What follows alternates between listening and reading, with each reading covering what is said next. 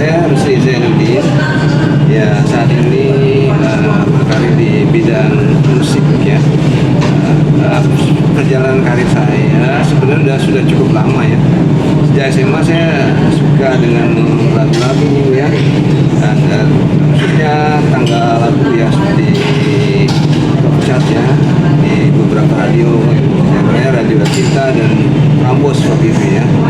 Ya, waktu itu saya sudah senang sekali dengan musik dan akhirnya mencoba untuk membuat lagu gitu ya, walaupun ya saya tidak pandai dalam mainkan musik ya, hanya sekedar saja gitu ya. Nah, waktu itu saya coba membuat lagu dan iseng-iseng menawarkan ke perusahaan rekaman ya, tapi ya, karena lagu saya masih tingkat dasar sekali ya, gitu ya, jadi belum tidak bisa diterima ya, jadi diberikan di perusahaan rekaman itu bilang coba diperbaiki lagi dan nanti datang lagi gitu. Tapi begitu saya datang lagi saya sibuk ya, diterima di UI ya untuk kuliah. Akhirnya saya menjalani kuliah terus ya sampai selesai dan tetap mendengarkan musik dan tetap ya membuat sedikit lagu, tapi belum berani untuk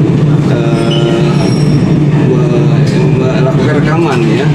Akhirnya tahun 2022 baru ya saya berkesempatan untuk ya melakukan rekaman lagu saya sendiri ya, mendengarkan lagu saya sendiri ya, bersama namanya Daruli ya. Ya, saya membantu proses rekaman saya judulnya Menjadi Kupu-Kupu. Nah, setelah itu ya lanjut ya, dalam beberapa bulan kemudian ya saya bikin lagu lagi dan ya, sampai single keempat ya saya bikin bersama Daruli itu ya. Nah, itu saya bikin lagu, saya ingin variasi ya dengan arranger yang lain ya, misalnya dengan Pak Denny ya. Pak Denny lalu membuat beberapa aransemen lagu saya dan saya lalu melakukan rekaman ya di perusahaan rekaman. Yang sering saya melakukan rekamannya di Asus Studio ya. Kemudian lagu tersebut saya ini kan ya upload ya di beberapa musik digital ya, diantaranya di Spotify ya, kemudian di YouTube dan juga di ya, Apple ya, Music ya, dan beberapa ya, musik digital lainnya ya. Pernah juga mengikuti ini ya acara dulu sekali ya, pernah acara lomba ajang pencarian bakat ya, tapi tingkat kecil-kecilan ya nggak sampai ini sih ya, sampai juara ya, belum waktu itu. Iya, akhirnya ya saya mencoba untuk melakukan rekaman sendiri ya lagu saya ya, dan mengorbitkan sendiri ya, karena saat ini sekarang kan untuk zaman dulu udah ya ada perusahaan rekaman, jadi kita membuat lagu di perusahaan rekaman, lalu perusahaan tersebut yang mendistribusikan lagu kita. Nah, saat ini sudah saingan sudah semakin ketat, dan juga untuk distribusi lagu-lagu itu ya tidak semudah seperti dulu ya. Kita harus berjuang sendiri ya, mendistribusikan lagu kita, juga melakukan promosi ya dari kita sendiri ya, dan memang itu tidak mudah ya, samping itu juga persaingan yang ketat. Saya kira perjalanan musik saya saat ini ya seperti itu ya. Hingga saat ini saya masih menciptakan beberapa lagu dan masih ada beberapa lagu lagi yang saya simpan ya. Mungkin insya Allah ya nanti awal tahun udah mulai lagi ya, udah mulai orbit lagi ya beberapa lagu ya. Saat ini saya sudah melakukan rekaman single sekitar 17 lagu ya, 17 single ya, bisa dilihat di Spotify, YouTube dan lain-lain. Pak. Mungkin untuk genrenya sendiri Genre musiknya ya, lebih condong condong ke pop sih ya, condong ke musik pop ya, senang itu ya. Tapi ada yang divariasikan yang menurut saya itu ya, ada yang ke arah jazz, agak jazzy ya, ada juga yang agak rock gitu kan juga. Jadi sebenarnya variasi juga ya, supaya pendengarnya itu tidak jenuh ya, satu genre saja. Gitu, ya.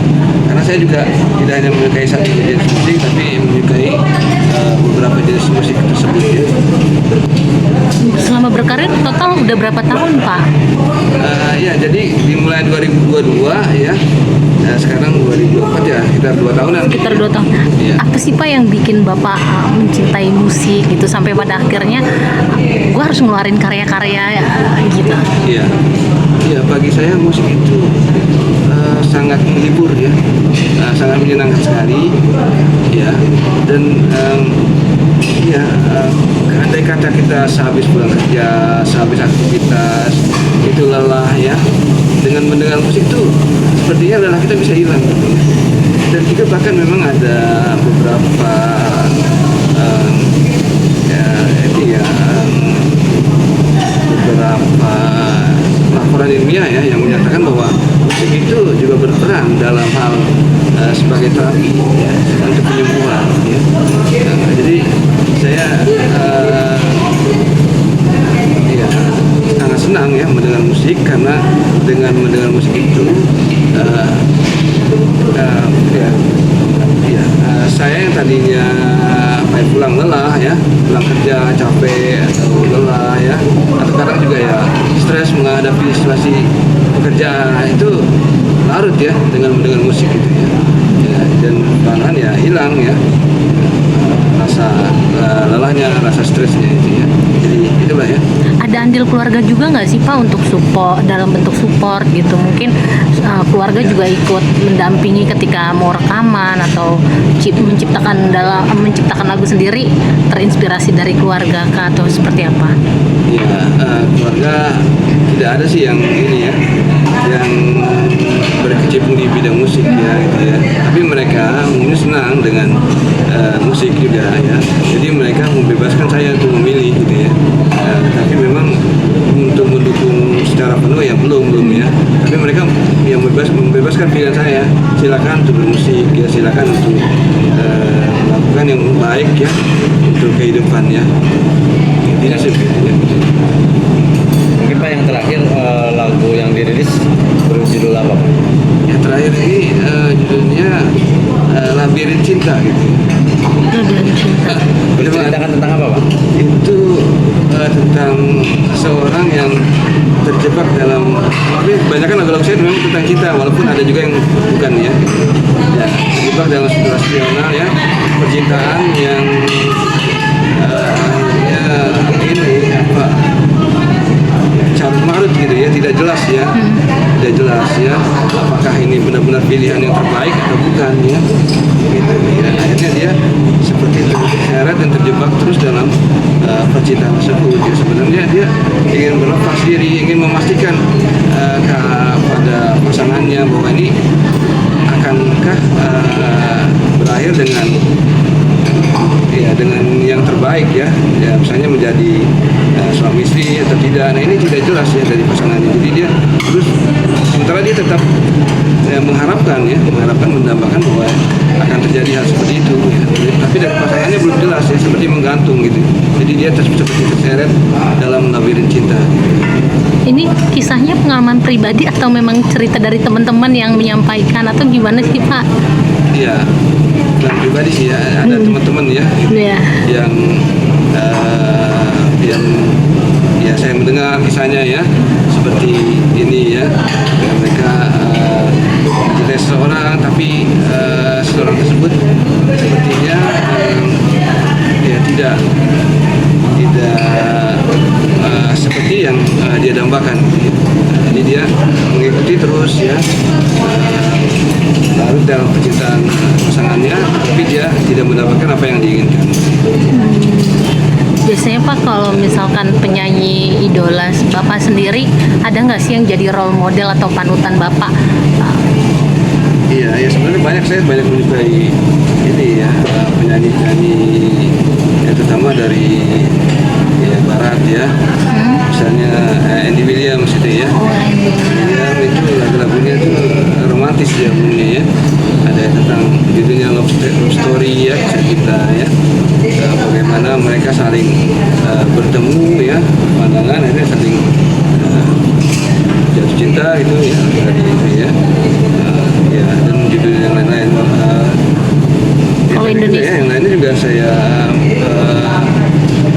bintang-bintang yang lain ya. artis Misalnya Indonesia. misalnya untuk Indonesia misalnya saya suka penyanyi Rosa ya. Oh, Rosa. Saya suka sekali ya suaranya Rosa dan lagu-lagunya itu ya slow ya dan ya bikin ya menyejukkan lah gitu ya suaranya dia. Pak, dari karya dan lagu-lagu yang Bapak ciptain ada nggak sih yang relate sama kisah hidup Bapak? Iya, iya. Nah, Ada sih ya. Iya. Ada itu ya yang judulnya?